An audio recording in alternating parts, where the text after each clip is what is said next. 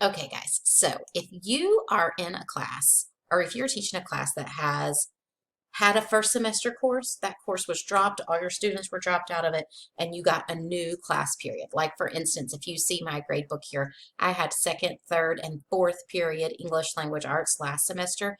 This semester I have fifth, sixth, and seventh. So these are all new classes, right? These are whole new classes. So we have to enter our first semester grades into our new grade books. If we don't do that, then our kids won't get an average that is accurate. And all we need to do is first semester, because we're going to set our grade book up to say first semester is 50%, second semester is 50%, and it will average those two things. We don't need to worry about anything else. The kids can still see their grades in quick lookup, just like they could before, as of this afternoon. Okay, so Miss Sanders is working on that. So it's not a big deal for them. This is just about us. So if you printed rosters or printed spreadsheets from last semester at the end of the semester for your courses, good job. Then you have an easy task. If you didn't, it's a little more difficult task. So I printed my rosters like I do for my grade book and for attendance, right? And I just made myself a column that says first semester. So if you click on students, sorry, I'm in the wrong spot. Let me go back to the right class period. So the class period from first semester, right? And you click on students. These are all my dropped students. So I'm going to click on Destiny's name. I'm going to look over here. I'm going to make sure it says semester 1. I don't want the quarter grade. I don't want any of that. I want semester 1 grade. And I see Destiny has a 90. So I'm going to write 90 in my spreadsheet for Destiny. I'm still paper pencil. I couldn't go back and forth. If you can go back and forth, good job. Right? So then I just have to click to see the next student, right? That's all I have to do to get all of my students' first semester grades. Now, if your class didn't change, if you had a year-long class second period and it's still year-long, and nothing about it changed, then you don't have anything to do. But if you had a year-long class second period and a couple of kids moved around, this is the same process, okay? Exact same process.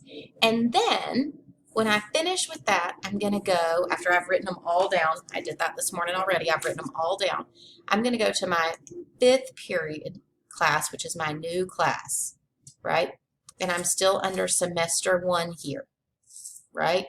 And it's going to say no assignments exist. Well, of course not, because I didn't have these kids, so I couldn't have had an assignment. I'm actually going to create an assignment called first semester average. And I'm going to create that for my new courses, 5th period, 6th period, 7th period, right? Okay, and it can be Friday, right? It doesn't matter. I only have minor assessments right now. I did points, but you could do percentage. Also, it doesn't matter, right? I'm going to create that assignment, right? And then I have to show my enrolled students.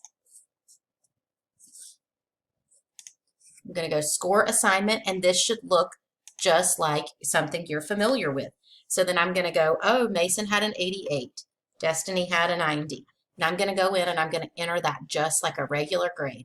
I'm going to save it, and it's going to save that grade as the first semester average.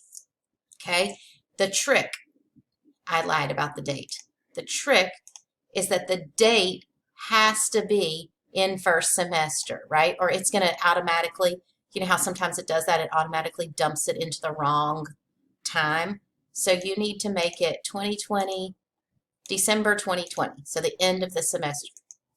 Dear thing, it didn't do what I wanted it to. It's not going to do that. Sorry, I paused it to make sure it was going to do it. So you need to change the date to 12/22/2020, right? So the last day of first semester. And then it's going to store it over there in first semester because that's where we want it. And you just need to enter the one grade and make sure that you follow the directions that are linked in the email about how to set up your grade book. Okay, if you have questions about any of this, I'll be available during flight school on Wednesday and after school Tuesday and Thursday. Please feel free to drop by. I'll put the code and all that stuff in the daily flight plan. I hope this made sense.